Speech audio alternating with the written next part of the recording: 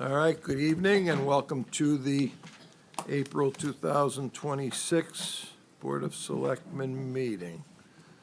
With that said, for those in the room, the emergency exits in the event of an emergency, I think probably everybody came down the stairway to my right, the audience is left. And if that for some reason were not passable or not fast enough, you could go down the hallway out the back, which will put you to the firehouse parking lot, or you could go up the stairs behind the wall with the clock on it, through the double doors and out, and that will put you out in front of the town hall. So you have three options to go there. With that said, please rise for the pledge. I pledge allegiance to the flag of the United States of America and to the republic for which it stands, one nation, under God, indivisible, with liberty and justice for all.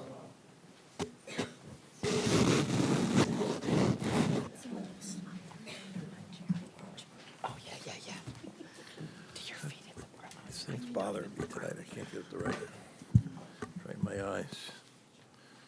Okay, we'll start, I think I'll start on my right tonight, down the end there, Mr. Shanley. PJ Shenley. Judy Smith. Ann Denny, Secretary to the Board.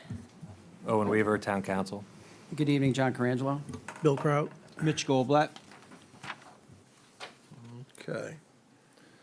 The first item is a public hearing for a massage parlor. So is there a motion to close the regular meeting and open the public hearing for this, please? So moved. Motion's made and seconded. All in favor?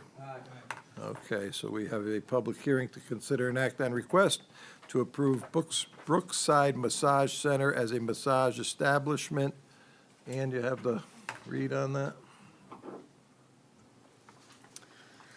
Notice of public hearing. Notice is hereby given to the applicant and persons interested in the affairs of the town of Orange that a public hearing will be held at 7 p.m. on Wednesday, April 8th, 2026, in the lower level meeting room of the Orange Town Hall, 617 Orange Center Road, Orange, Connecticut, 06477, on the certificate of compliance of Brookside Massage Center, 284 Racebrook Road, Orange, Connecticut, 06477, under the Town of Orange ordinance concerning massage establishments, sections 281-6, 281-7A, 281-12, and 281-15A and B of the Code of Town of Orange. The applicant has indicated an intention to conduct a spa establishment. Copies of the ordinance and the applicant's application are available for review in the First Selectman's office in Town Hall, dated at Orange, Connecticut, this 30th day of March, 2026. Town of Orange, Board of Selectmen, by James M. Zioli, First Selectman. Okay, is there anybody here to represent this application? Ken?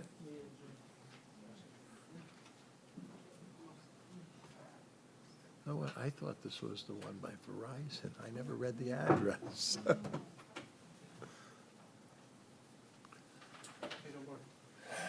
Name and address for the record, and Kenneth Thomas, 284 Racebrook Road LLC, 284 Racebrook Road. They want your name. just say your name and. My hello, name everybody. is Junying Zheng. Okay. And this, does anybody have any questions? Tell us a little bit about, where it is, what you're going to be doing there, et cetera. A little explanation would be helpful for the board. Your location, Yes, and you may have to Okay. jump in yes, on yes, some of yes. it. yes. Okay, so this is a property that we just purchased, and it's one of the spaces that was formerly a dentist's office and has been vacant for several years. It's in the larger building on the site. For those It's gonna of be you, on the it's first the floor. building down behind Chase Bank. Chase Bank's up on the Post Road. This is the building down Racebrook Road, and you take a right into the parking lot there. Ken Robinson's former property, if any of you knew Ken. Okay. So Junjiang has a massage business in Hampton also, and she has no problems with that. The building complies with health and building regulations for this type of situation, this business. And all the other appropriate departments ahead of this have approved this application. I guess this is the next department on the list. I just remembered, please shut your phones off if you forgot. Mine just dinged, and I like, whoop. when are you gonna be ready? Are you ready to open, ready to go now, or? It's probably going to be 30 days before it's Before you open. get it fit out Yeah, and it's all. going to be fitted out. Okay, and you are gonna comply with all of the different departments, police, fire, Yes, yes, this building? is, I guess, a requirement prior to Yeah. police signing off. Yeah. So, any questions? Yeah, the license for a massage therapist expires this, September. So obviously you would renew Yes. the license. And how long is that good for? What is the Oh, term? 1 year. For Every 5 year years. renew. Okay, thanks. No, it's 1 year. Oh, it's 1 year. It's a Has one-year to be- license, it renews every year. Okay. Okay, any other questions? Seeing none? Is there a motion, huh? Anybody in the public have any questions? No? Yep, thank you, that was my next thing. Motion is made and seconded to close the public hearing. All right, all in favor? Oppose, abstain? Unanimous? Okay, is there a motion to be made for, to approve Brookside Massage Center at 284 Racebrook Road in Orange? So moved. Okay, motion is made. Is there a second? Bill?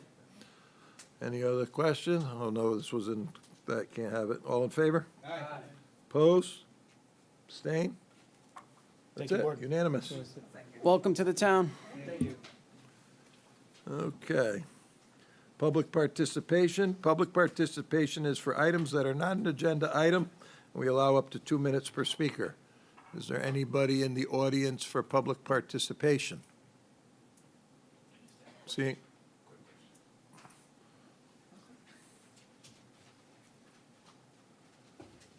Real quick, Tom Paisano, 523 Fairway Road, Orange, Connecticut. Just have a question on the agenda item number 10. It says to consider Fred Wolf Park proposal in NBL. I'll be speaking about that later, but are we having public participation in that? Last time I saw the word consider. It's an agenda item, so there probably will be discussion on it. However, that is, all that is tonight is for the Board of Selectmen to accept the map, plan, design that B&L did. Okay. Is that the be-all, end-all for Wolf Park? No, it is not. Yeah, we don't need to There will- discuss that. There but- will be parts done Yeah. as life goes on. So you can bring it up then, or you can wait for the next go-around in As long 15 as, years. as long as I'm able to speak on agenda item, I appreciate the time. We'll talk about it then. Okay, fine. Thank you. Is there anybody else then? Hold on, wait a minute. For a non-agenda item? Okay, come on up. Name and address for the record there, and then.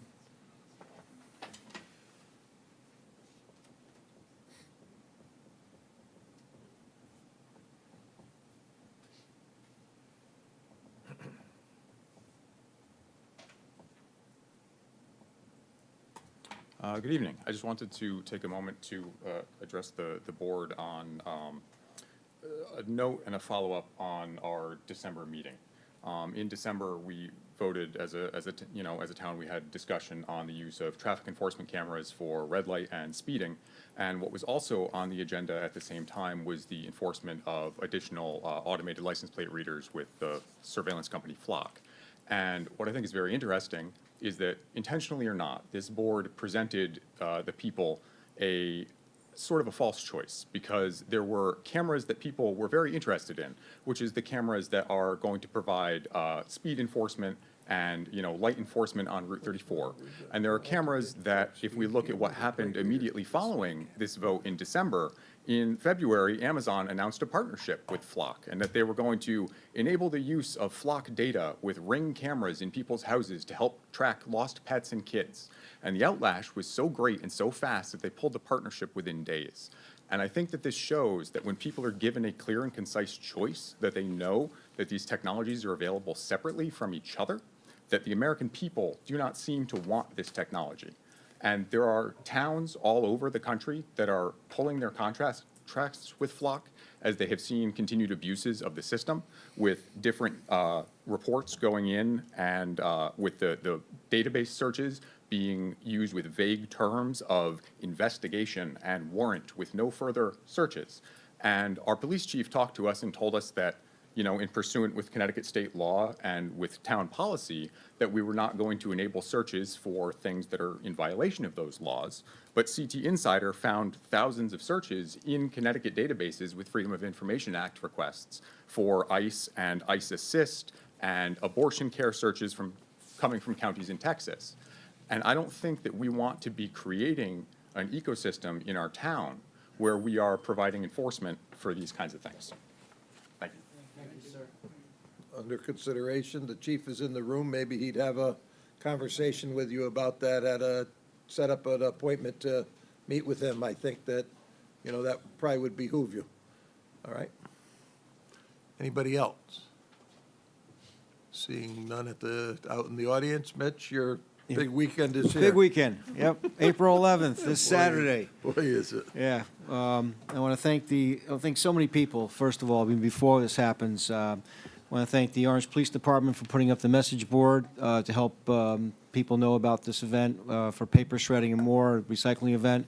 Also help us with parking. We asked people for the paper shredding and more event to come in through Tribute Trail, which we've done several times in the past. That way we can stack cars better in front of High Plains and as well direct traffic through the area. We'll be collecting all kinds of documents for shredding. That'll be in front of High Plains, closer to Orange Center Road. Mattresses and box springs will be collected in front of High Plains, closer to the building itself. E-waste and electronics will be, and this is free of charge to Orange residents, computers, laptops, cell phones, tablets, VCRs, DVDs, CD players, printers, and more. Will be taken with Take Two Recycling. They'll be near the shredding truck. Housewares, toys, clothing underneath the pavilion, the upper pavilion. Linens, clothing, shoes, toys, stuffed animals. That's going to be with the Orange Community Women, and Buy Nothing Orange will be there. I want to thank the Lions Club for helping us out with the mattresses. If people need mattresses picked up, they should call 203-795-3906 for the Lions Club to help pick up it for a $15 fee, or you can bring your own mattress to the event. We do ask the people bringing shredding, especially bringing large amounts, please make a donation to the Rotary Club Scholarship Fund, because it is the Orange Rotary Club that is sponsoring the shredding event and making it free to all residents. Also, hazardous waste, household hazardous waste, cleaners, pesticides, herbicides, paint thinners, stains, gas, antifreeze, oil, fluid, more. Please pre-register at rwater.com/haswaste. It's also up on the website. Thank you, Ann, for getting that up there as well. All has waste will be taken behind the building all the way back at the Cuzzacrio Rotary Pavilion area, and there's plenty of room for stacking cars there. This is all 9 to noon on Saturday. Also want to thank Orange Public Works for their help in getting up barricades and signage as well. And it should be a great event, and I hope many people, I'm sure many people will participate and help us keep things out of the waste stream that can be recycled in this big event this Saturday, 9 to noon. Thank you. Okay. Anybody else at the table for public or announcements, any of it? No? Okay. I have just a few this month. But first off, we lost two very generous people to the community, both in time and services. Selectman Ralph Okenquist, who retired from this board, passed away on Good Friday. He was at a home in Fairfield, and unfortunately, his time had come. His wake is Friday afternoon, evening at Cody White in Milford, and his funeral is Saturday at 10 a.m. at Holy Infant Church, and he's being buried down the street at the Orange Center Cemetery.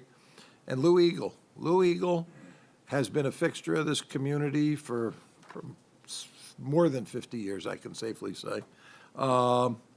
Passed away, the Eagle Leasing, if we needed trailers, storage containers, moving, storage, if we were short places that we needed trucks for millings when they were milling the roads, anything.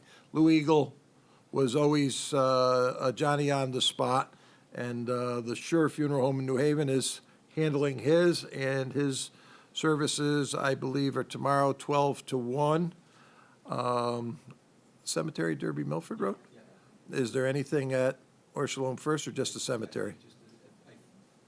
You know, I looked for an obituary today. It wasn't posted yet, except for the, I think it's a graveside. has it, I but think it it's just a says- graveside service at Beth Israel Cemetery, Okay. Derby Milford Yeah, Road, that's I what she- believe.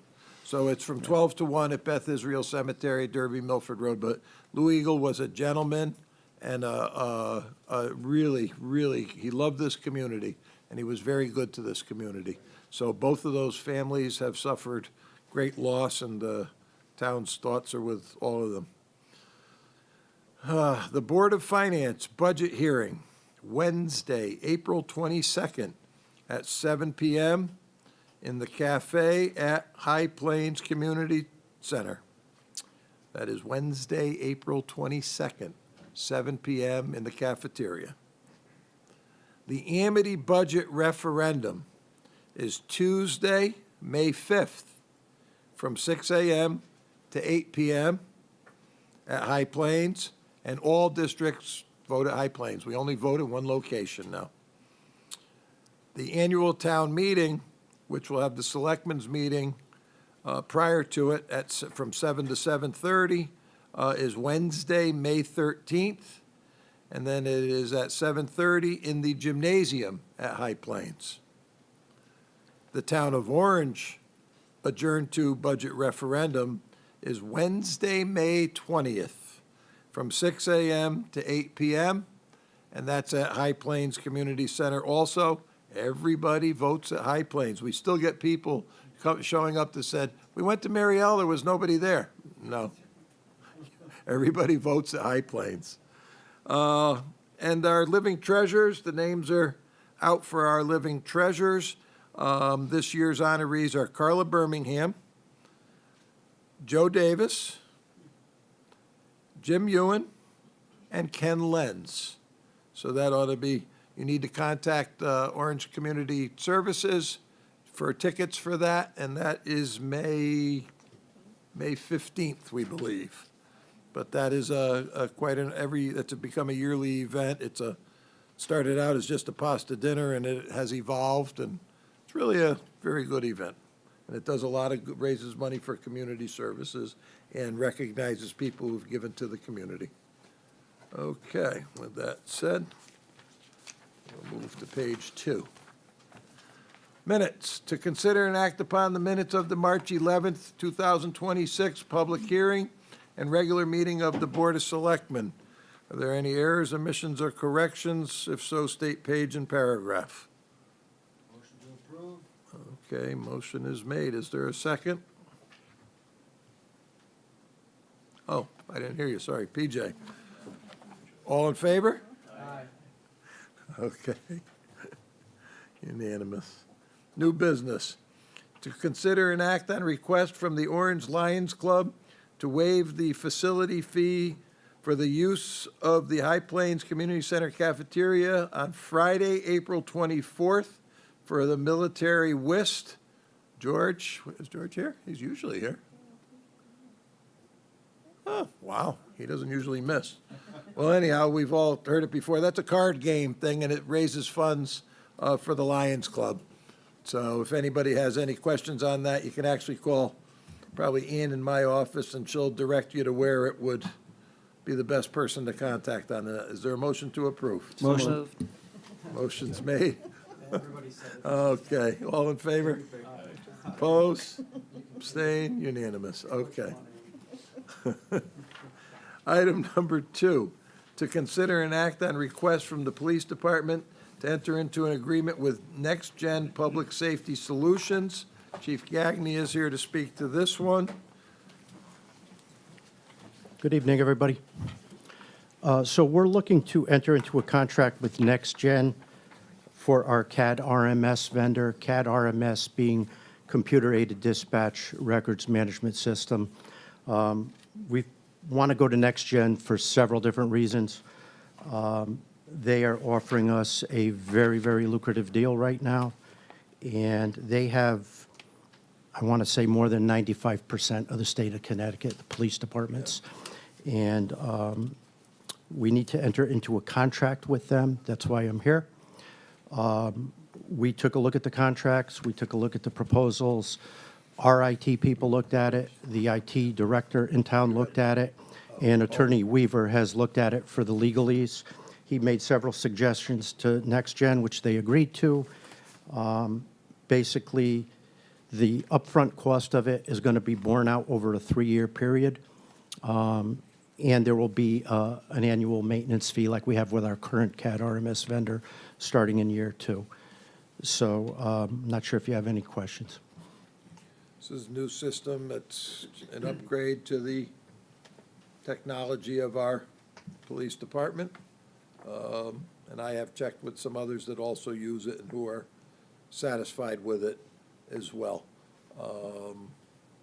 With that said, any questions for the chief? Any questions for the chief?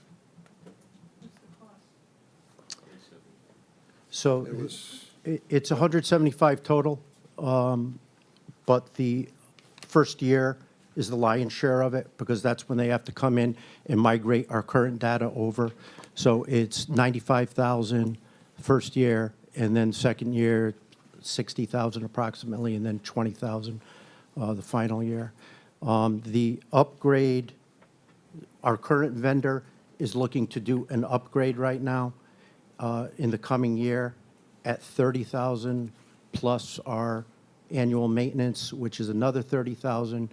So we are going to be, if we stay with the current vendor, we're going to be one of the last ones, if not the last department in the state of Connecticut with the current vendor.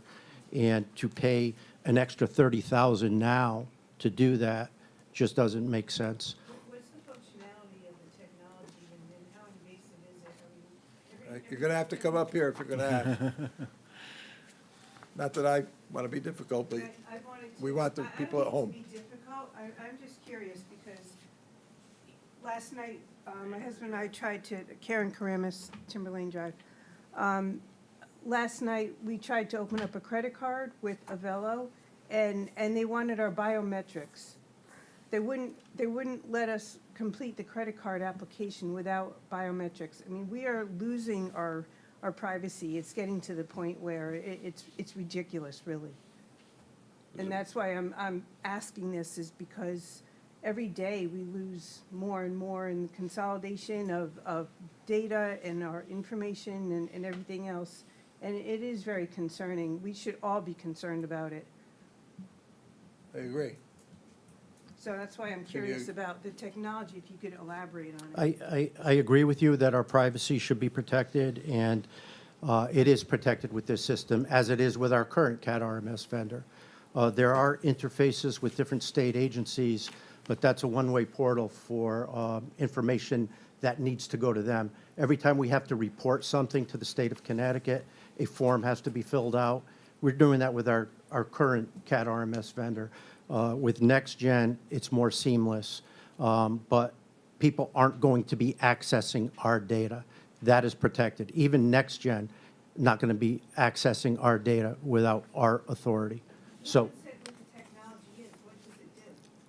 I don't know if this next gen. Which means, what do you use this software for? As I said, CAD is computer-aided dispatch. Every time we send a police officer anywhere, a record is kept in our system electronically, the time the call was received, the time the officer was dispatched, what that call was. So electronically, it stores all of that data of everything we do, every call we go to. And then the reports are written as part of the record management system, and that gets stored electronically. So all our forms, all of our reports, everything we do in writing is electronic now in this digital age, and that stores all of that data as what's happening with our current system. What's good about NextGen is because they have like 95% of the police departments in Connecticut. Whenever the state of Connecticut comes out with a mandate that there's a new form or a new requirement to report something, NextGen is on top of it because they know they have a lot of customers that are going to be looking to do that very soon. So they're very responsive to those needs. But the information stored in it is well protected. You're welcome. But it's for a dispatch purposes. It's nowadays with how long it took to get there, when the call came in, when they arrived, what transpired, when they left, you know, when others were called, whether it be a fire truck or an ambulance or backup police, everything is now available. It will all be stored. Mitchell? Yep. interface with the police body cams? I don't think so, because it's a different system, because this is about the dispatching of material. The body cams are a separate unit, which is, I believe we have a different, whole separate vendor for that. don't we? Yeah, we have a separate vendor for the body cams. It does interface with some body cam systems, not the one that we're using. There's not a direct interface, but we store all of that as well. But the CAT RMS basically is the heart of everything we do. We have to keep records, obviously, of everything we do, and that's at the heart of it. Okay, Mitch? Yeah, Chief, thank you very much for the explanations. There's $175,000, and you said if we stay with this current vendor, about $30,000 update this year, which I imagine that was probably in this year's budget. The additional $65,000 for this year is coming from where? Is that in your budget? Is that coming from Capital. capital plan? Okay. Okay, and then I imagine the second and third installments will be put in your budget each of those subsequent years? Yes. Yes, unless I'm told differently. No, it'll be built in that way. Thank you.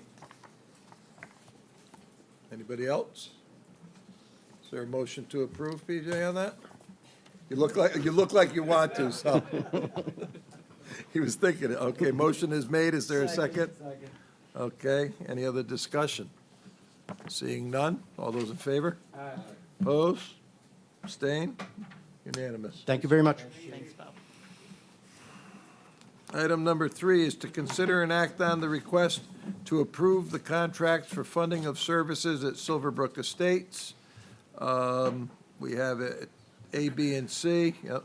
Congregate and administrative budgets, a 2-year security guard contract with Orion Security, and a housekeeping contract with Crown Building Solutions and Service, and Chanel. Oh, you're on the other side. I'm looking, oh, she got to be in the crowd, I'm saying. I see Kim over there somewhere, I think. Okay. Hi, Chanel Patterson for Elderly Housing Management, 127 Washington Avenue, North Haven. I'm here tonight to, I submitted the budget over about 2 weeks ago, just to submit for a rent increase for rent and congregate fees. Of course, as we know, cost of living has went up drastically, and we're just only requesting $30 increase for the rent and $103 for the congregate. So combined, that would only be $133 increase. After doing the budgets, it will only affect 10 of our residents, 35 of our residents will still receive subsidy, so it wouldn't affect them with the increase. Our contracts are still at a 3% increase every year. So our Glendale contract is a 5-year contract, but that will be a 3% increase, as well as our Orion contract has a 2% increase. The Crown Building, I was able to keep that flat rate at what we contracted with them with last year. So those prices didn't change. Okay, so you have 10 that it will affect, 35 that it won't. Okay. Yeah, and 5 of those 10 are two-family households. I mean, Two two-person households. persons. Yes, sir. Okay. Any other questions for Chanel on this? This is yearly.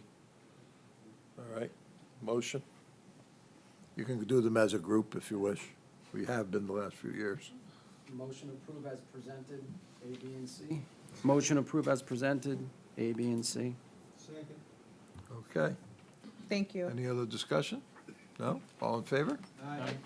All set? Thank you. Have a good day. Thank you. You too, thank you. Okay. Oh, that's not it. Item number 4, America 250 update. Dominic Lombardi is in the room. He's handling that. Good.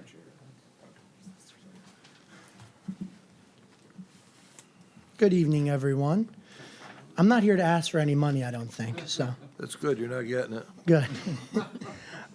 Good evening, everyone. So I'm here tonight in my capacity as the Orange America 250 representative. I was appointed by First Selectman Zioli last year with the explicit goal of planning, coordinating, and overseeing the town's celebration of America's 250th birthday, which is coming up July 4th. As we head towards July 4th, we're reaching a historic milestone for our country, 250 years since we had 56 brave men choose principle over popularity and sign our Declaration of Independence. We also, I wanted to note, had four of those individuals, four of the 56 from Connecticut, as we were an original 13 colony member. And we had Roger Sherman, Samuel Huntington, William Williams, and Oliver Wilcott. They were among the 56 that signed. So to honor their legacy, America, and our values, Orange will take part in delivering a celebration that will hopefully meet the mark. So our centerpiece is going to be the Independence Day fireworks, which will be held this year on July 3rd, if I'm correct. It will be unique this year, though, to commemorate the 250. I've been going to that event since I can remember, and it's such a great event that Ann and Jim and I, when I was talking about it with them, we said, why not just combine it all into one, because we already have the whole town there. So I thought that was a really good idea. So we're going to have a unique fireworks show this year, which will be unique to the 250th birthday. We've talked to our fireworks guy, and thank you so much to Ann for being my partner in crime on all this stuff. But we're going to have a special display that will have volleys that include the 250, USA, and a very special U.S. flag special firework volley. So it will be sure to be a showstopper. We're also going to have a live fife and drum corps, which will serenade us with some of the 1770 hits that led our soldiers into battle and now are probably American classics. We're going to have a guest join us to sing the national anthem. I'm still confirming which guest it's going to be, so I didn't want to share which one tonight, but as soon as I get that, I'll be sure to send a message probably to the Board of Selectmen. We're going to have, the other thing we're going to have is that I'm pretty excited about, we're going to have a Explore America 250 essay contest. So we're going to select 3 students from either 4th, 5th, and 6th grade, one from each school. And then they're going to be able to submit an essay on answering the questions of what stories, people, or events help shape our country, what makes America special today, and what their hopes and dreams are for our country over the next 250 years. So what we're going to do is, excuse me, we're going to have one will be selected from each school. Now, what I also wanted to say is if we do get any parochial school or homeschool students, because I'm sure there are those in town that are also in the 4th, 5th, and 6th grade, they're welcome to submit. And if we do get one, we'll probably just add a 4th if there's a couple that come in, because we don't want to leave anyone out. And this flyer will be probably handed out, I would say, within the next couple of days, if not early next week. It's already with the superintendent of the Orange School, so it'll be going out through the Orange school system, and they've been very helpful with that as always. So we're excited about that. And then we also have some sponsorship opportunities for businesses. Here's the flyer for that. It'll also probably be posted somewhere, and it's with Ann. If any local businesses are interested in being a sponsor. There's a gold sponsor for $500, a silver sponsor for $250, and a bronze sponsor for $125. And I think I'm actually going to email that to Anne Marie over on the Board of Economic Development, although I do have a very close connection to her that I'm sure could help get it to that as well. So we're really going to have a encompassing event that I'm really looking forward to. It's going to be a great time. Hopefully we have good weather. But I wanted to note also that besides our event on July 3rd, we're going to have several other things leading up to the 4th and then also following the 4th. On April 25th, the Orange Historical Society is actually putting on a 250 event. I saw that in one of the bulletins not that long ago. At the Orange Memorial Day Parade, we're going to have a special honor this year, and we're going to read the list of names of all of the Revolutionary War veterans who resided in the Orange area at the time. And then also, I'm very excited to present. This is from the National Archives in Washington, D.C. This is the official limited edition white 250 flag, America 250. So, Jim, here you go. Aim it so the people out there can see it. Here we go. All right, everybody see it? Okay. And so this is special for the town hall flagpole or wherever you so choose. And then also, Ann and I are excited to, You don't fold your own laundry, do you? Wow. that was a good one, that was a good one. And Ann and I are also, we got together and we thought normally on Orange Center Road, we have the American flags. This year it's going to be a alternating pattern of American and then the regular 250, which to save Ann time, I'm not going to unfold. So, No, go ahead, show them. are you sure? Yeah, unfold it, absolutely, Okay. everybody should see it.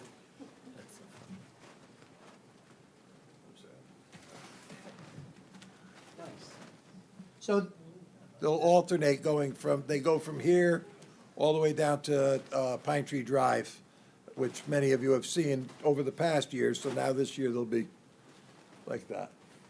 And other than that, the Orange Country Fair is going to also have 2 displays this year. At least as of right now, that could become more or less, we're not sure. But when I was at the meeting the other day, we're going to have 2 displays that are going to be timelines, one on farm equipment and then one on the history of livestock farming from 1776 through today, and there'll be little unique things that have to do with Orange in there as well. And so that's September 19th and 20th this year. And there are a lot of 4th America 250 celebrations all over, not just here, but all over the state of Connecticut and the country. I encourage you, if you are interested in going to other ones, you could go to america250.org, and that has a big list of everything.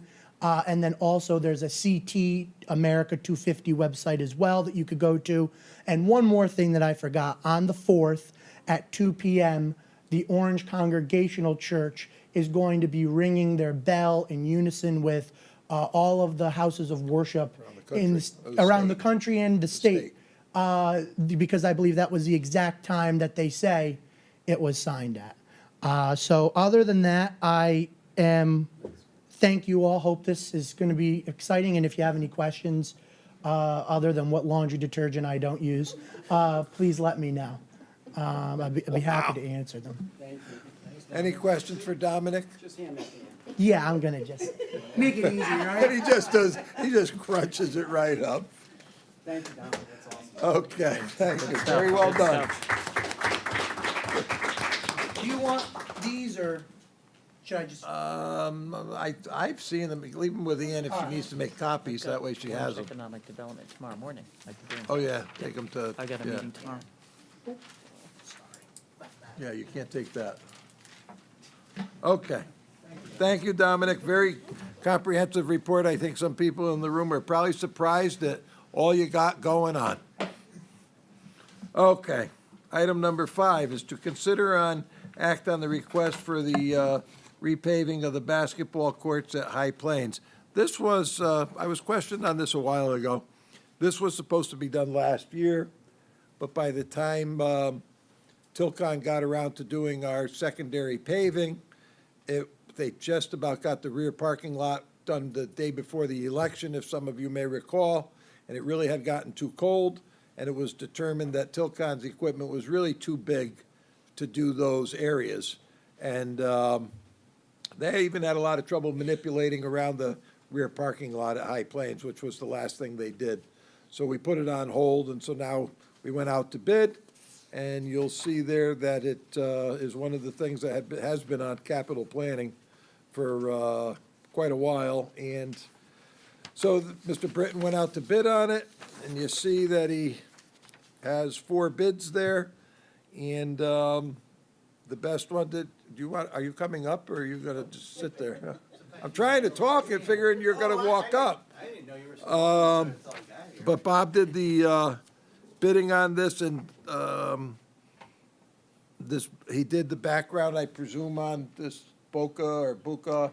Yeah, everybody we contacted, and of course, I've never actually gotten references submitted by contractors that when you call them, they're bad. Yeah, But- well. So not surprising, they were all good.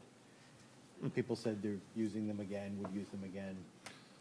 So that'll take care of that. And then Mr. Foyer has a line striper that underbid the both that were there.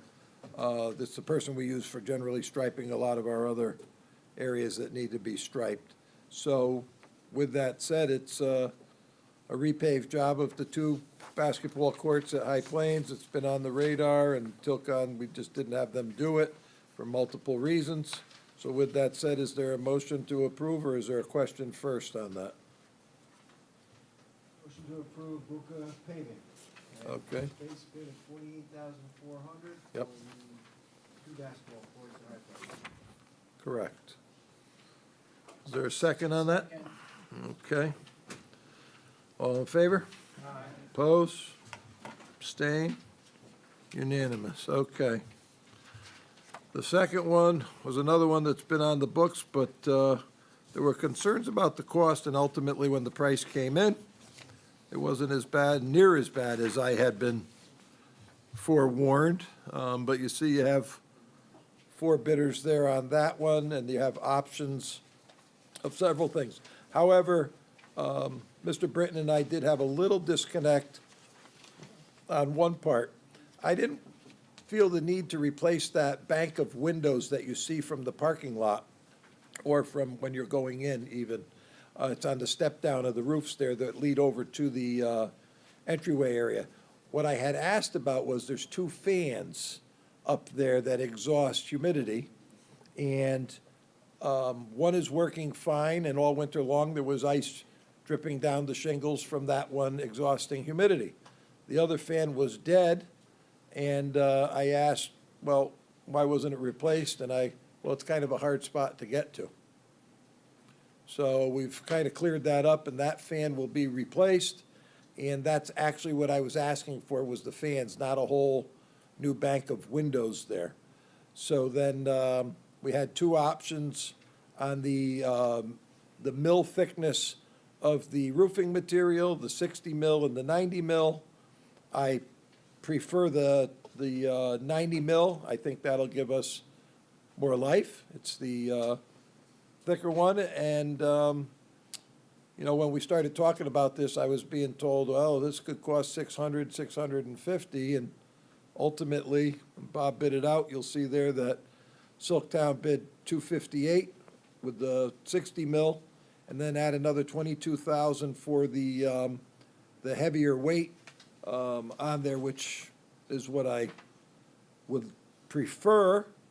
So for that value, you get the heavier roof. And then as far as the wood replacement, if they have spots that need that, they actually were tied for low bid at $6 a square on wood blocking for that. So all we're really looking for is to approve a roof with a 90 mil Yep. um, Yeah, and then. liner Some roof material. contingency, which may or may not be needed, depending on, we think we can reuse the snow guards. Yes. But if we get into the project, there's not gonna, we don't wanna shut the project down and leave the roof uncovered while we go back to the Board of Finance and the Selectmen. So Yeah, well, this plan isn't is to coming from them, reuse them, so and then hopefully there's no roof rotted wood, but if there is, we'll have to replace it. have to replace it, yeah. The snow guards do look pretty good. I think they're all reusable there. I think so, But it looks like it. Those are the things, for those of you on a very steep roof with a liner like that, you get a lot of snow, then when it starts to melt, it will slide off like in sheets, and that's what the snow guards are supposed to stop, so it doesn't rip up the roof. It slows it down and lets it melt off at a slower pace. So, Doesn't fall on your head either. yeah, it if you doesn't happen to- fall on your head. So, that's what we're asking for, is to go with the bid from Silktown Roofing for the roof with the 90 mil membrane, that's the word I couldn't remember, and the wood blocking, and also, however, we are not replacing the bank of windows at $110,000, and the 72,000. We do not need that. We just need for the roof and Jim? the other part, the snow guards, thank you. Yes. Yeah, thank you for that explanation. That explains a lot that was not quite clear when we Yeah. got the packet, so I appreciate that. But now I'm confused as to what your desire is concerning the fan that's not working. That's just gonna- We're not touching that at all yet? It's gonna be done just under maintenance. But it will be done? It's Yeah. getting done, Okay. but just under our maintenance operations, Okay, yeah. okay, good. Yeah. All right, We are actually, while we're on the topic, we are hopeful, there are no guarantees at this moment, but we started in the winter, before the winter, probably election time, working towards a grant for the dehumidification unit there. And we've had several meetings with several options, and we're hoping, but there is no guarantee yet, for a grant that dehumidification system would be replaced as well. But I've been told that is a number plus minus $1 million, I don't know. So, you know, so that's something we're looking at. And once that, if we find out that we are able to get that funding source that way, we then will have to go out to bid for that. And I might even ask Mr. Pisano if he'll come off the soccer field for a day just to take a look at the specs and bid of it to see, since that was his specialty for I don't know how many years, a long time. But anyhow, so that's where we are with this. with that, then I would make a motion that the Board of Selectmen approve Silktown Roofing of Manchester, low bidder, for a price of $280,000 for 90 mil EPDM roofing, which gives us a 30-year warranty, and in addition to that, a $30,000 contingent Yep. as well, for a total of $310,000, up to $310,000. Correct. Okay, motion is made and seconded. All those in favor? Oppose? Abstain? Unanimous.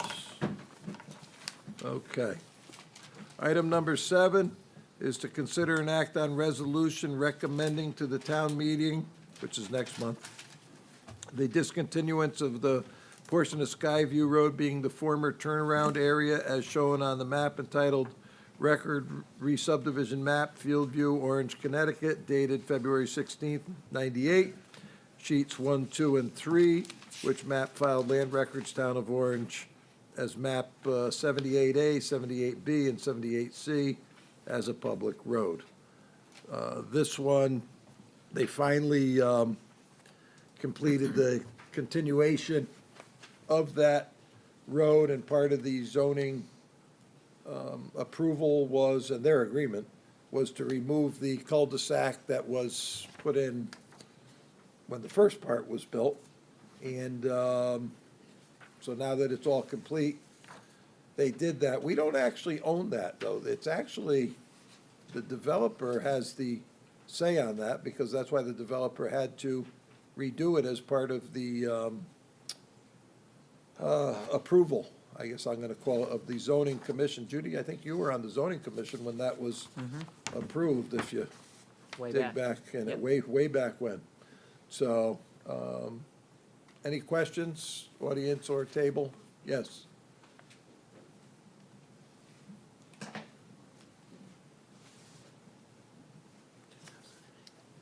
Hi, good evening. I'm Pamela Miller. I'm 35 Skyview Road. I'm the abutting property owner to the cul-de-sac. We moved in 2000, part of the first subdivision, and the map that I believe you have before you are the maps that are attached to our deed. When the second subdivision came in, there was another map that was drawn, and I think you had that map in front of you, which was the extension of the road. That was map 401. And on map 401, which I think you voted on this in January or February for the extension of the road, there's a note on that map that says 5236 square feet plus or minus .12 acre to be deeded to Lot 6, Fieldview, upon roadway extension and acceptance by the town of Orange. So I know I've been in some communication with Mr. Brinton and town council. I just needed to clarify, because our expectation based upon the second subdivision and that second map was that the town was going to deed it to us. So, and then I understand that the town does not own it based upon your representation, Right. obviously. So that's, you know, That was done by the zoning commission, I think, what you have in front of you. But it's actually I think, I don't know, I have to turn to my left, but I think it's actually the developer that would do that as part of it, because as part of the approval, he had the direction to remove the bubble where it was and then build a new one down at the new dead end. So I'm thinking that it's probably the developer. We don't have a deed to that. Right, yeah, I mean, obviously, I didn't draft the map that's being referenced, but if you do a title search, there's no document giving title to the town with respect to the turnaround.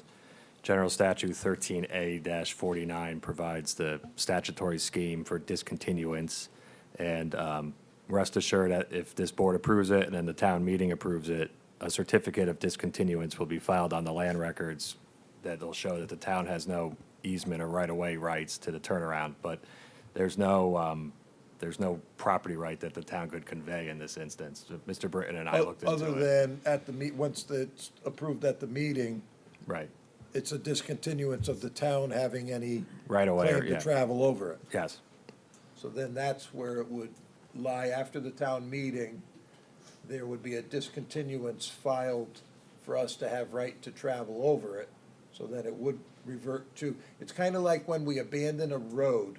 There's some old paper roads in town, and when we abandon a road, it's then at the town meeting, and then it's split down the middle, and half goes to each abutting property owner. Right. And this is the same type of situation. You are the abutter of the left side or right side, I don't know which side you're on, of the road, if you're driving in. So that piece would then adjoin your property, because it would be discontinued as part of the accepted roadway that was approved by the town in whatever year that was. 2005, Right, ju- So, I yeah. believe. Just to add some color to it, I mean, with these type of projects where there's phasing, where you have, one phase and you have a cul-de-sac, and then there's an extension that it requires an acceptance of a road and then ultimately a discontinuance. Some towns do require that the developer give over a deed to the turnaround space. That did not happen here, so again, if you do a title search, you'll not find one document conveying title into the town, so there's nothing that we could convey out in this instance. But again, you'll have a certificate of discontinuance filed on the land record, if and when the town meeting ultimately if this board approves it first and then the town meeting. So that what you would want is always to get a copy of that and always have it, if you keep a file on your property, you would want that as part of your file. Say in the event that you ever, you or your family ever wanted to sell your house, you want to be able to have that document to convey to the next person that it is part of your property. Right, so I do agree with the 13A49 discontinuance process, and, you know, certainly do agree with that. My concern is in the titling. I want to make sure that, you know, I have clear title, because I understand that the 13A49 in and of itself is not a conveyance, like document. It's not No, a deed. no, it's not. Right. It's a notice of discontinuance by the town. So the person that's going So to. we're relinquishing our right to that portion. Understood. So I guess when the next map is drawn, whether it's something that I request or a potential purchaser of the Your surveyor should property. include that. Should include that, but if that's not satisfactory to the surveyor and then they tell me I need more than this, then, you know, quick claim, I may want to come back and ask you for more assistance on that. I'm just, Yeah, no, you're thinking of what may be or could be. right, the what Yeah. may be or what could be, will this be reflected properly in the maps? should So I be. can have clear title, that's what I'm Well, they should asking. be able to understand that. Any surveyor that understands that when there's a discontinuance, that piece would revert to the abutting property owner. All right. If it touched two of you, you would each get the piece that adjoins your frontage. Let's say it was split by a boundary line, and the circle went, and you were over here, and there's one next to you, and the boundary line's in the middle. They would get this piece, you would get this piece. Okay. I don't think that's the case in this one, though. I think are you getting all of it? It's all in front of your. It's Yes. already been incorporated. The Yeah. driveway was, that Yes. had to be done for the as-built when the developer finished the project for the extension of the road. So it's yours. So it's part of our property now in actuality, but on the paper, It's yours. it's not. It will be How after about, next month. would the homeowner now pay higher taxes because, No, it's not gonna change it enough to make it anything, yeah. Okay. Still a lot. Yeah, it's. Could you clarify that? I'm sorry. I was She's just asking wondering if you're because your gonna- real estate ownership is gonna grow in a minute way. Would that impact your taxes and therefore by paying taxes prove some ownership? It's a de minimis addition. I just don't, part of it's the not lot, gonna, yeah. the algorithm for the reval's not gonna up because Okay. 500 square feet of driveway is added. So It's .12 of an acre that Yeah. would be the difference. Right now, it's still .98 acres on the assessment map. So that's my question. If I get resistance from the next surveyor or run into a problem, I'd like to be able to come back and say, Yes, hey, you would come would you back, consider a quick ask. claim deed if I need that? They And don't have the authority to give you a quitclaim deed, but they could give you a letter probably, if they had to. They could come up with some sort of document. where would that letter come from? I'm happy to help you and your council if an issue comes up. All right, So. all right. There, town Thank you. council. Thank you, council. Plus, if this does get approved at the town meeting, there's going to be some record of the town meeting conveying. Yes, So that's exactly. there'll be a All right. record of the town meeting, Discontinuance. discontinuous in the town I meeting. understand that the notice that's required is very specific, too. Yeah. It's very Yes. specific requirements. All right, All thank right. you. Thank you, board All right, and well, council. thank you for your, rightfully so, it's your property. This does seem like an unnecessarily complicated and cumbersome Okay, process, right? with for that this made, simple is thing? there a motion to approve to send this to the town meeting next month? So moved. Okay, all in favor? All right. Item number 8 is the same thing. This one is to consider and act on resolution recommending to the town meeting the discontinuance of a portion of Old Coach Road being the former turnaround as shown on map entitled Record Subdivision, map Oak Forest Estates, Orange, Connecticut, dated November 7th, 2001, sheet 1 of 7, which map is filed on the land records of the town of Orange, map number 263A, as a public road. This is the exact same situation. Is there anybody here for that one?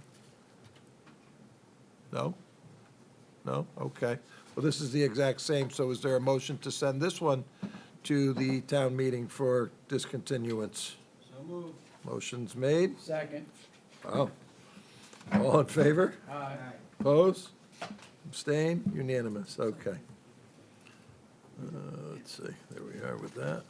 CCM. Yeah. Keep going here. Okay, this one is to consider and act on the request to enter into an agreement with this CCM, which is Connecticut Conference of Municipalities, Drug and Alcohol Testing Consortium. We currently have a different company that does the drug and alcohol testing of our drivers of town vehicles, and we are going to, number one, expand that group because currently the drivers of the senior buses are not on that, and the drivers of the park and recreation trucks are not on that. And Connecticut Conference of Municipalities has a very good program. They do a lot of consortium programs for this, and it's advantageous to the town, so we are going to, hopefully, Mr. Cifarelli wants to switch to this program through CCM to a new vendor, and we will be adding some other drivers to currently drive for the town to this,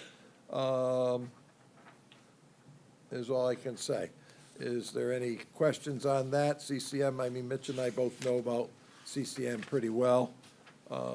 We use the you wanna same, say we anything use, to it? yeah, we use the same consortium in Guilford. It works very well. Yeah, We just got to keep up the, somebody, I don't know if it's Ann or somebody's got to keep up the list of who is on the list because they do random Yes.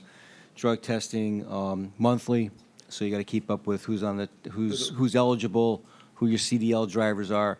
In addition, make sure their licenses are up to date too. so it's all done now Yep. upstairs by personnel. That's by fine. Corinne.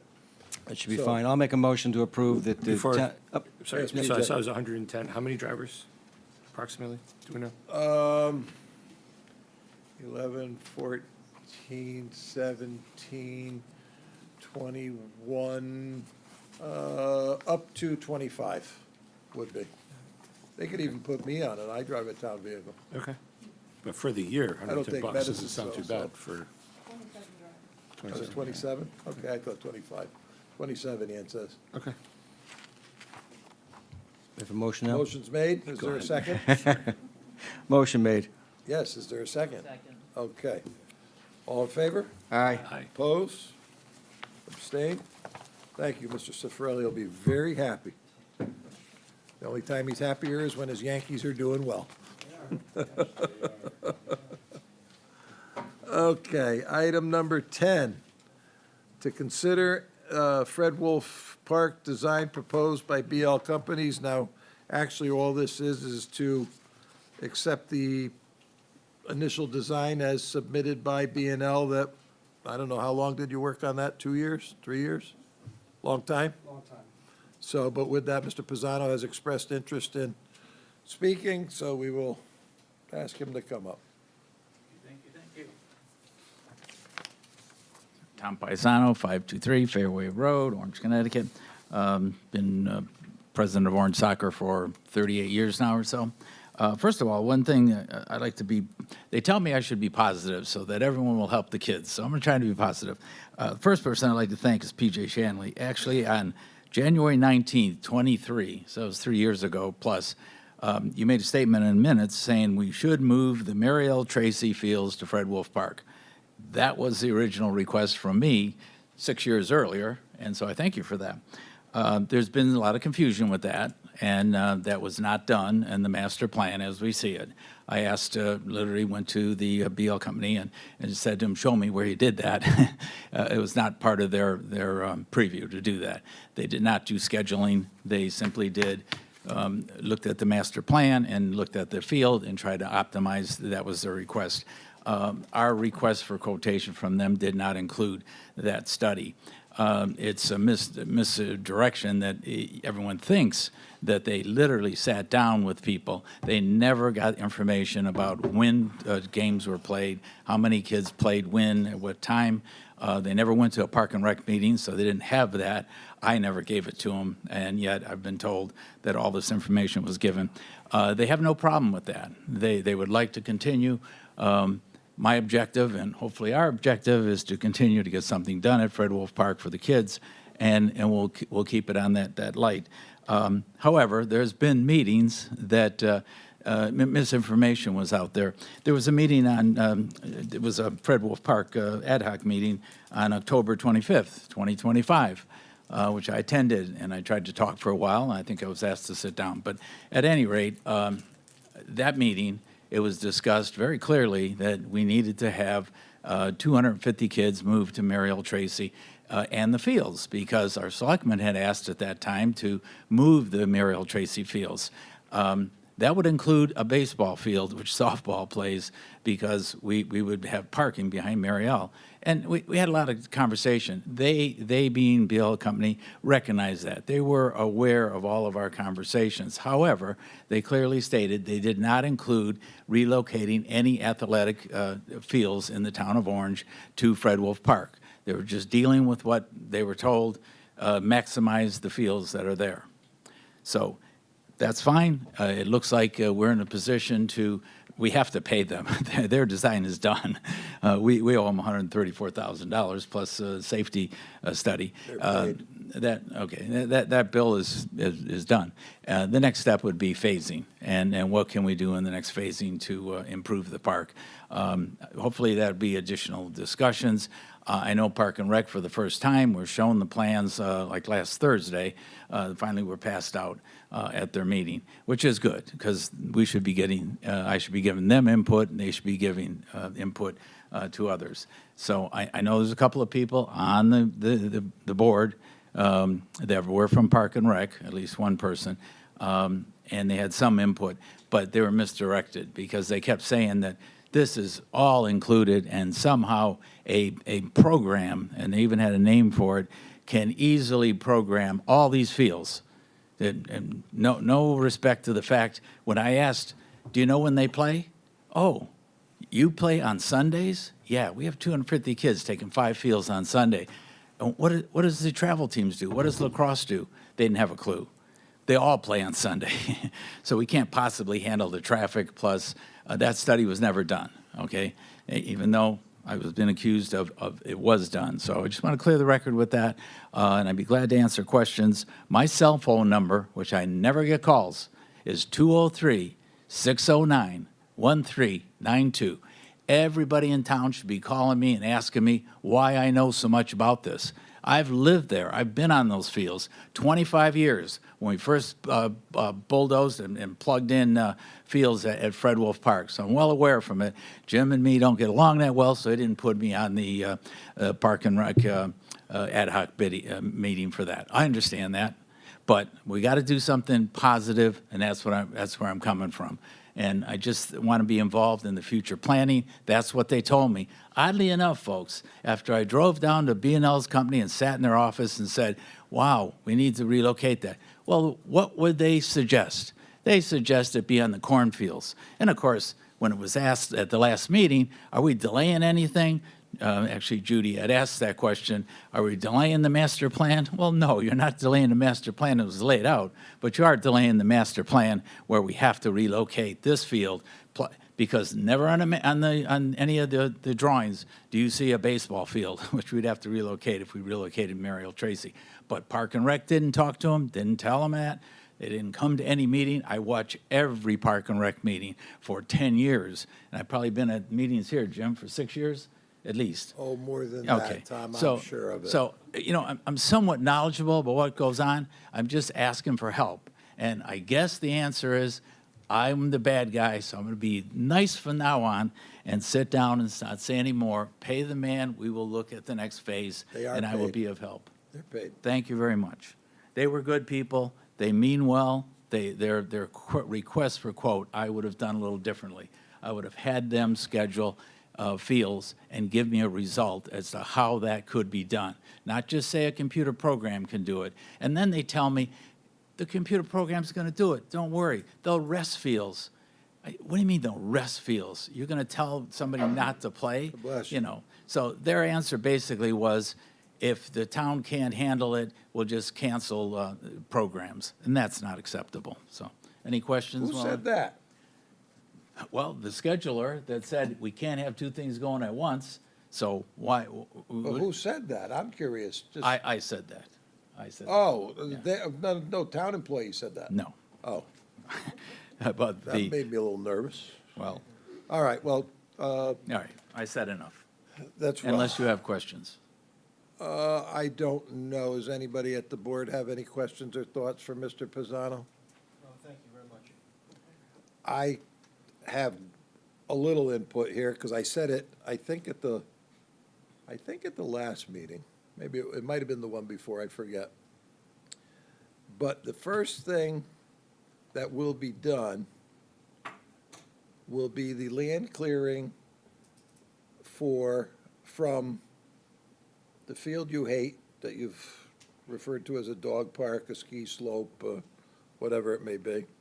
From there south, along that roadway that goes towards Oakview, and from that corner east, for a roadway that will come in that will help alleviate the traffic flow to La Crosse,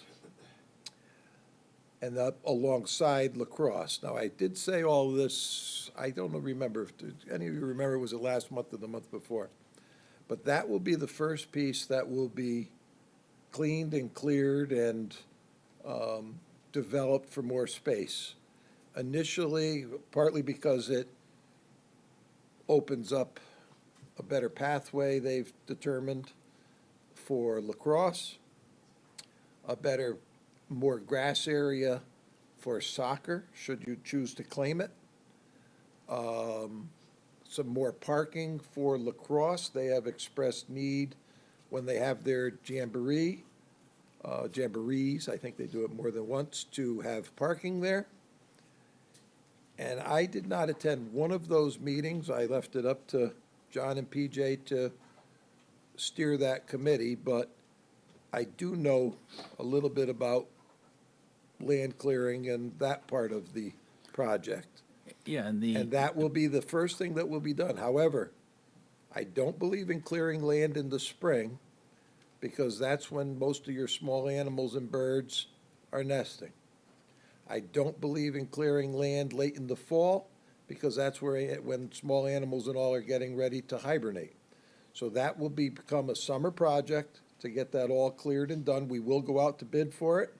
It will be a significant amount of additional open space for grass, and I hope we get your input on it. And should you decide to work with the committee, because they're not done, to develop that space into something that's acceptable to you for your Sunday programs, I'm more than glad to work with you on it. I'm glad to hear this, because the committee worked very hard on the safety. You know, that was Oh, one that's, of the well, but we original. can't discontinue this road Yeah. until we have this road. No, I understand, So that's why and- things have to be done. So that's pleasant to hear, and I think that's a good result. It really is. If See, nothing think else. positive. Think Well, positive. if nothing else, we were going for safety, and we said, before we make any modifications, let's do a master plan, so. I have a question. Go right ahead. So you've attended most of the Fred Wolf Park meetings, right? On every agenda, from the first meeting on, we had a list of 14 action items. Yep. That we carried forward. Each one of these items, and I'm going to read them, were presented to us by members of the community as things that they wanted to see at Fred Wolf Park. Discuss the status of the playground, that was a big issue initially. Safety plan for traffic. Making it ADA compliant, handicap senior parking walkways. Improve parking in general for the area for soccer and lacrosse. The feasibility of utilizing the adjacent field for additional soccer or lacrosse fields, and then address the concerns with the neighbors. Surveying for new fields for use, bathrooms, pickleball, dog park, skating rink, basketball. We've always said that this is going to be a project for the community, not just soccer and lacrosse. Explore grants. Where are we going to get the money to fund all this?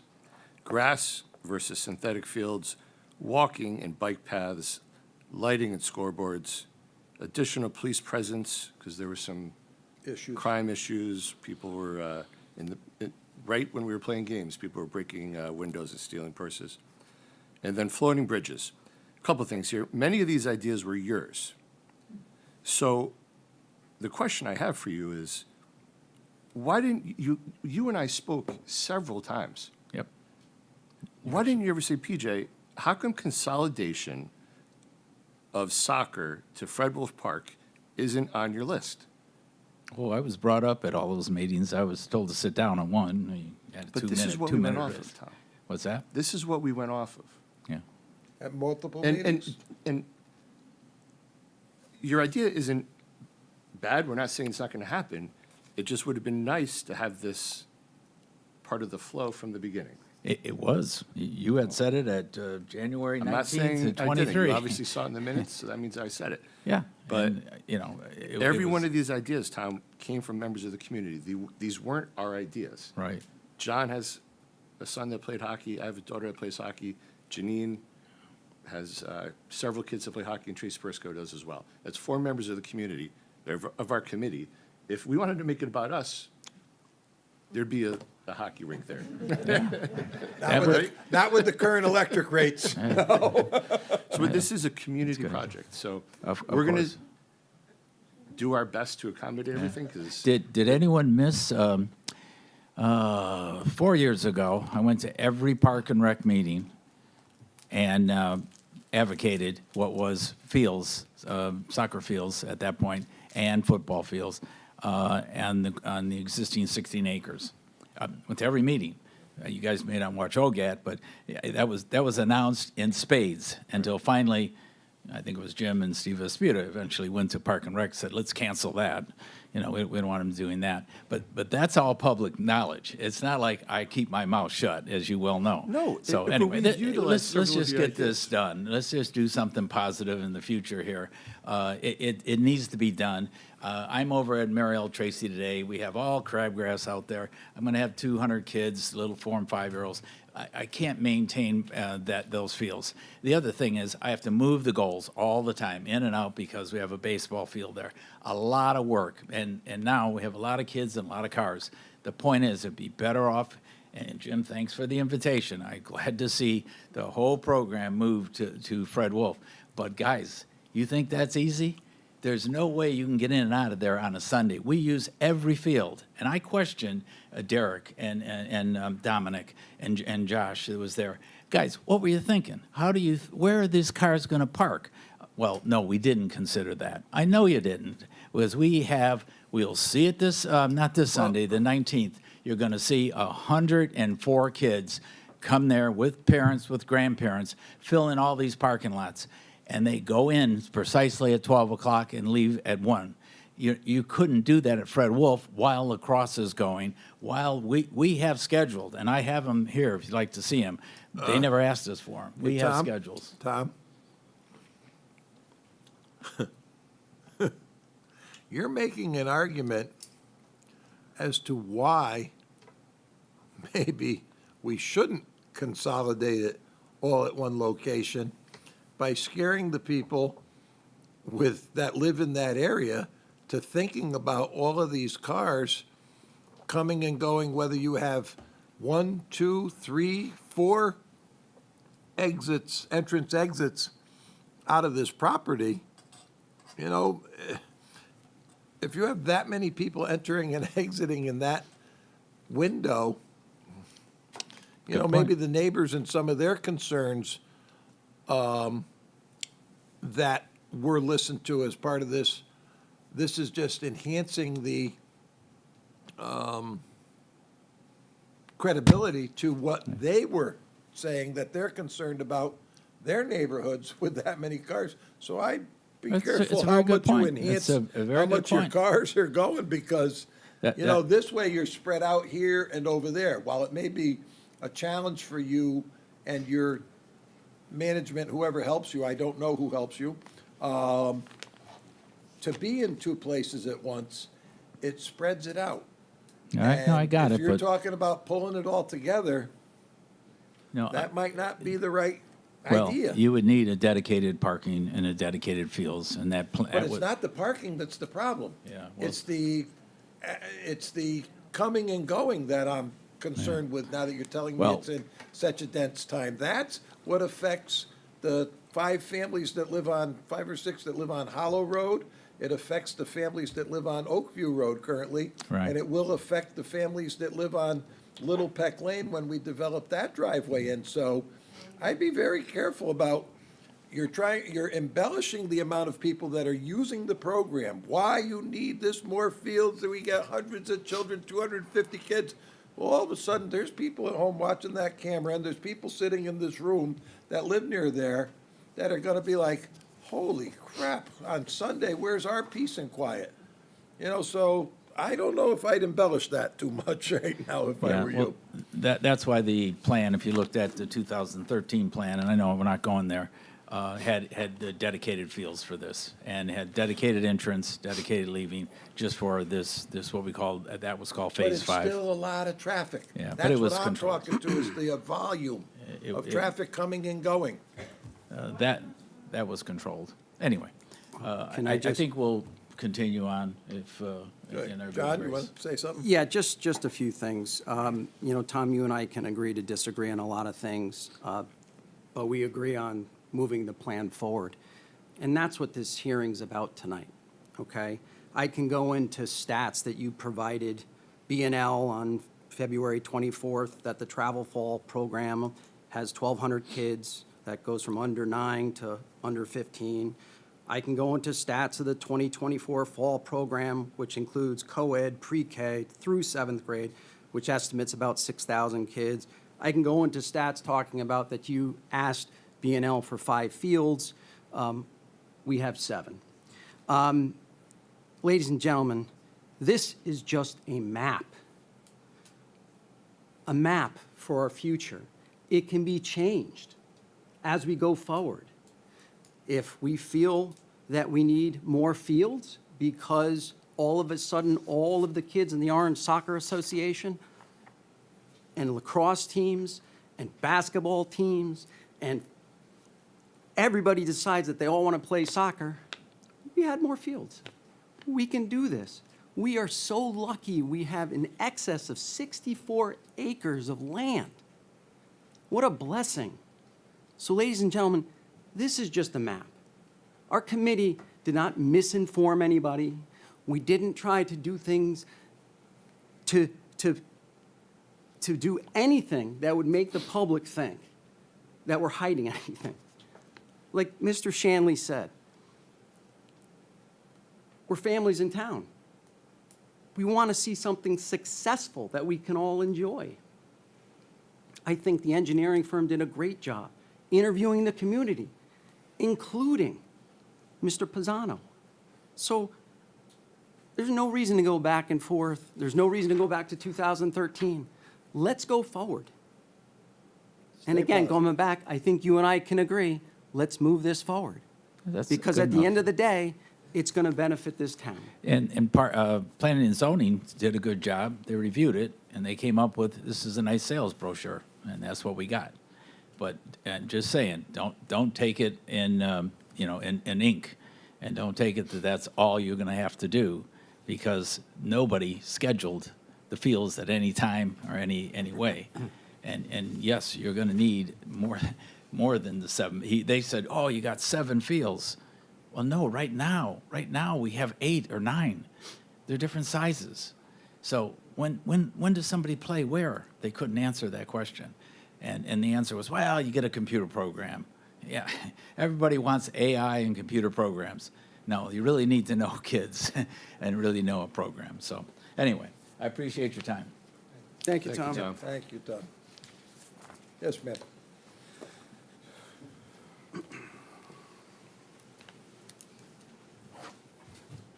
Hello, my name is Carrie Richards, and I live at 662 Peck Lane. It is the little Peck Lane that could be completely disrupted by phase, I believe, 1 or 2. That would make my street pretty much the entrance or exit into the park. When I bought my property, I completely value the peace and quiet of that property. If any of you've been there, I know you've driven through those fields many a time. Yeah. It's a beautiful, special little place, and that's really going to be disrupted if it moves forward to make that street the entrance and exit. That is a very narrow street.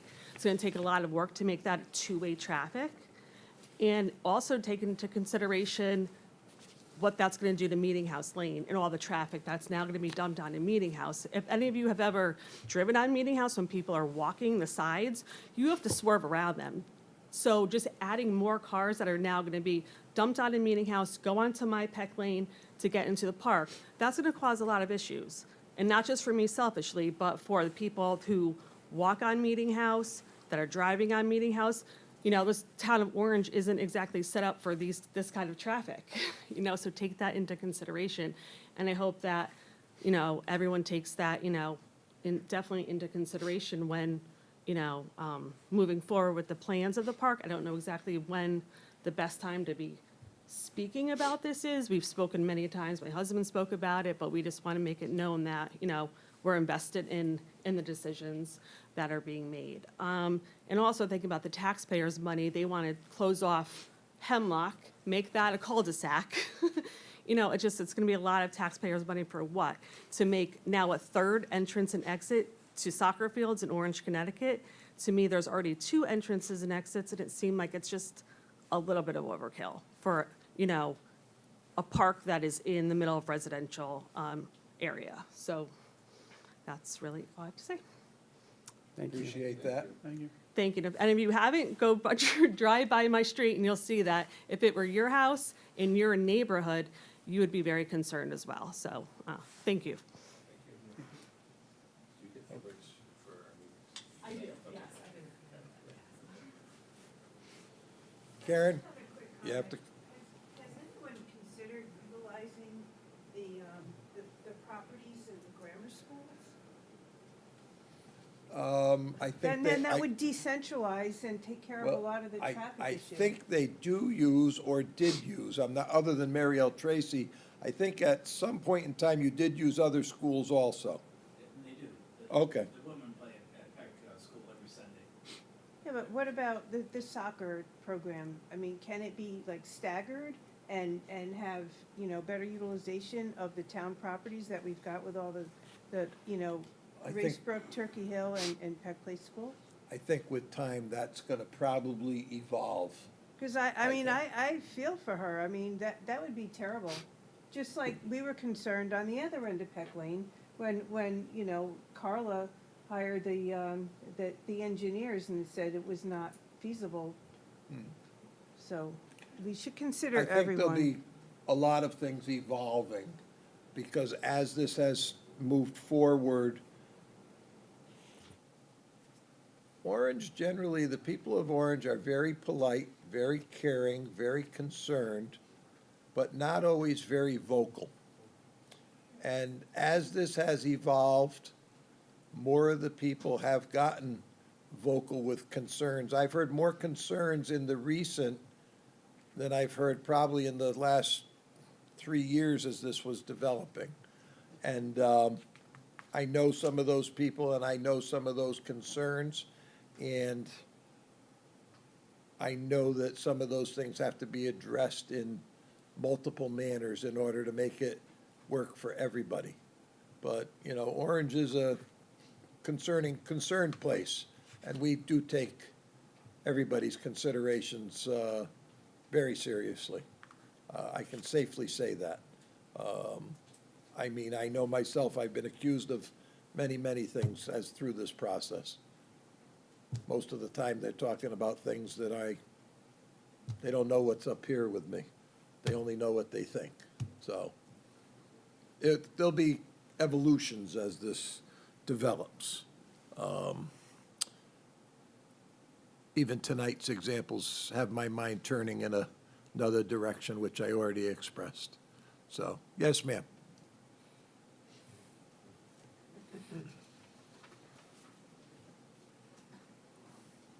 Hello. Hi, my name's Claire Cowie. I'm at 283 Oakview Drive Extension. It's the little street between Hemlock and Meeting House. And so kind of neighbors with Carrie. And we'll be impacted by that you know, entrance into Fred Wolf from Peck.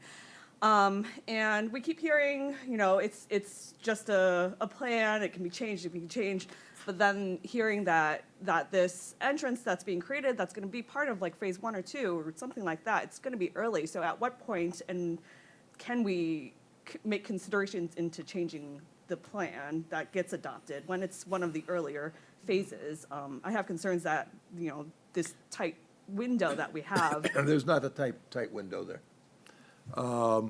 Everything as it happens or is considered will be discussed. If you have concerns about that, which you well should, it's your neighborhood, sign up to get on the contact Ann during the week and in the selectman's office, because you want to be put on the website alerts. And you'll get other alerts too, Yeah. but you'll get alerts for that when Yeah, things yeah, are and going to I have- happen. I don't I've know if done you're that. on that or not, but that's what I would recommend. Okay, so it'll be reviewed kind of every step of the way. Everything has to be reviewed, there'll be bids, there'll be processes, there'll be considerations, there'll be different engineering, development of phases and stuff as it goes. It's not, this map, as it was called tonight, is the formulation and idea of what could be. But as each piece progresses, it needs to be fleshed out through this commission, this committee, the Board of Selectmen, whether it's the same six of us or if it's different, and it will always be open to the public for input and consideration as well. Thank you, I appreciate that. I do want to reiterate that we have concerns about the traffic that's coming in, that it's gonna close off a part of our neighborhood that, you know, part of that, our community that in our neighborhood we share and we walk down.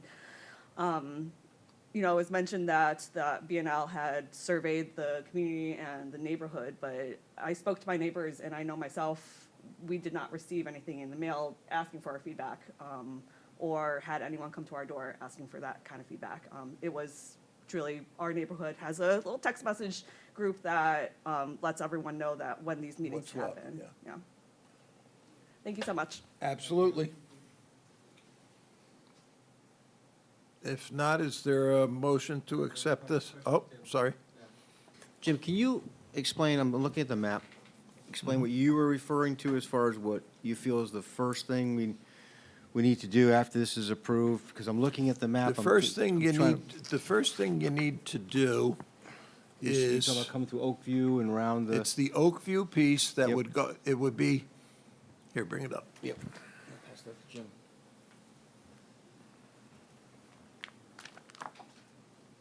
Okay. So here is your Oakview entrance right here. What you need to do is to come in along this bottom edge, which is, this is Pine Tree Drive over here.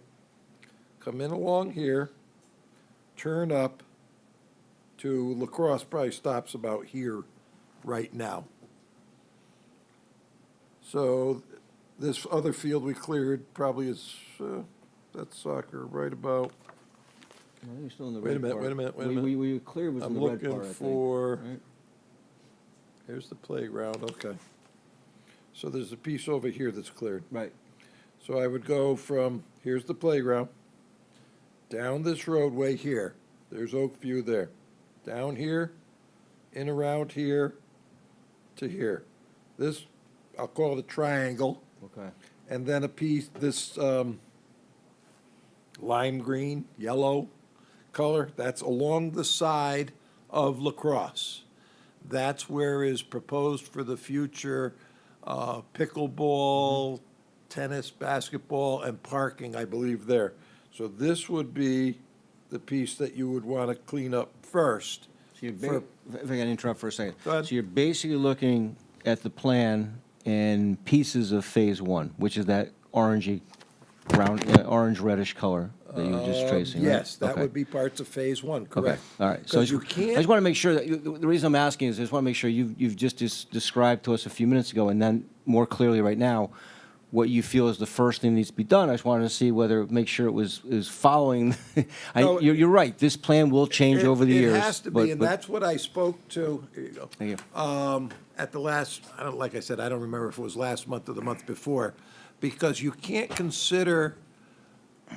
even consider closing that driveway, the current driveway between La Crosse Playground Soccer Parking Lot until you have another access Okay. there. So you have to do that first, which will open up a large piece of ground which is then possible, you know, after what I heard tonight, I think everybody should think about that. But that is a possibility, I'll call it, for more grass area at this time, for a possibility of moving Sunday soccer, if you so deem that to be of vital need. Now, after hearing how many potentially cars could be coming and going from there in a very short window, that's very concerning. And I don't know if your committee ever heard that. Maybe they did. I don't know. It's I didn't also a attend. natural place to do it because there's almost a 90-degree elbow where you're talking about. So Well, it'll flow. It'll flow nicely. So that's what it is. I would expect to go out to bid for it.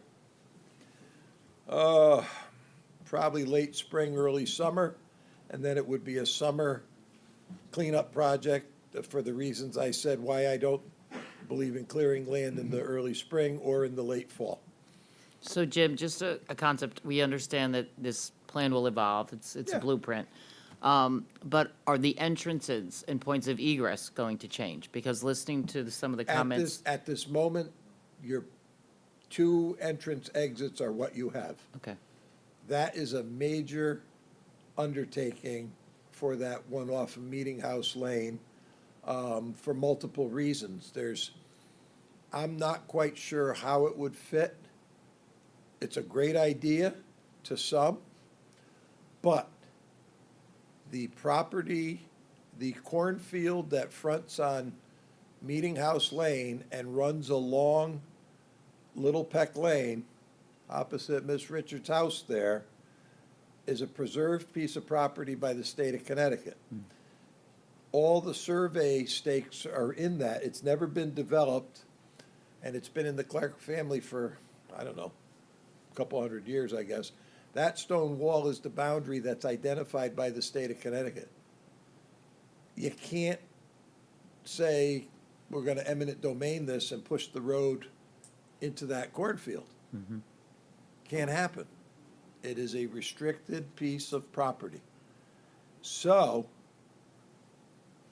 it needs to be looked at how you would have a driveway wide enough, roadway wide enough to accommodate exactly as was described of coming and going and dumping onto Meeting House Lane, which is also narrow. It's a very good idea.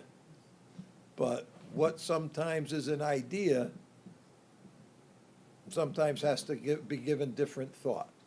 You know, again, I said it before and I'll say it again. You know, sometimes people think they are, you know, much smarter, much better, more gonna solve things than I. Well, I don't think there's anybody who can quite figure some of these things out, especially when it comes to land like I do. And that your mind has to work in a different kind of way to understand some of those things. And I see exactly what that lady presented. I've used that land over there. I know about that over there. I understand a lot of things over there. So, you know, where those soccer fields are, we used to grow cabbage and corn and winter squash. So I know that, all of that area over there pretty well. So this is a plan. And as I said to the young lady there, each piece has to be discussed and thought out and figured out how it's gonna work, and this board here has to act on it. And I think even as some of these things, when it involves the roadway, zoning does too. Because then it will go to a more identified project for an 8-24 review, is what I'm kind of thinking of. Yep, Two questions. The first one's for. you're only allowed one today. I'll try to sneak into Go that. ahead. This one goes to pretty much PJ and John. When BL considered that additional access to Meeting House Lane, I'm sure, I would hope they considered whatever restrictions were there. I mean, before they proposed that as a possibility. Was that not taken into consideration? Did you guys ever discuss the access to the field that's adjacent there? Yes. Okay. So they Yeah, have they had looked into that? Yeah. Okay. All right. Number two. Now, two questions for you, Jim. Before, three. no, this is it. Before you, I mean, and you've just pretty much described what you think we should do, and I think we can all agree it's part of Phase 1. But before we get bids in from either yourself or Mr. Britton, would you be willing to, I would hope, bring in the plans to us first before we got to bid, so we can take a look at what the plan is, so we don't have bids in front of us and say, well, that road should really No, go we're here. gonna use Dominic's group, their B and L, Okay, to map it out. Okay. Because I mapped out the first parts and it was subject to much criticism. So we're gonna let the engineers do it. That's why I haven't spent I haven't spent one nickel of town money on this since this was all put together. So B and L is gonna stake it out. Okay. And then you'll be able to see what it is. okay, because I just think we should see what we're bidding on, what we're getting bids Absolutely. on before we put out the bid. Thank you. Absolutely. Thank you. Yep. No, B and L will be consulted on that, not me. Yep. All right, so with all that said, is there anything more? If not, is there a motion to approve the design, which is a conceptual design? Motion to approve the design as presented to this board. Okay. Is there a second? Second. Okay. All those in favor? Aye. Opposed? Abstain? Unanimous? Done. Item number 11, to consider an act on request to approve tax refunds totaling $1,666.70, and none of us are on the list. A lot of these people overpaid. I don't know how you overpay. If you, don't you have a calculator on your phone, on your desk, on your wrist? I don't get it. Motion to approve? Second. All in favor? Unanimous. All right, now we will be going into executive session to discuss a settlement with Post Hill Associates tax appeal. So if you want to take a few-minute break, but is there a motion to go into executive session after a 3 or 4 minute break? Okay. Okay, good evening, and we are back into open session from executive session. It is 9:01. We had to discuss the settlement with Post Hill Associates tax appeal, which we have done. And is there a motion to be made on that discussion?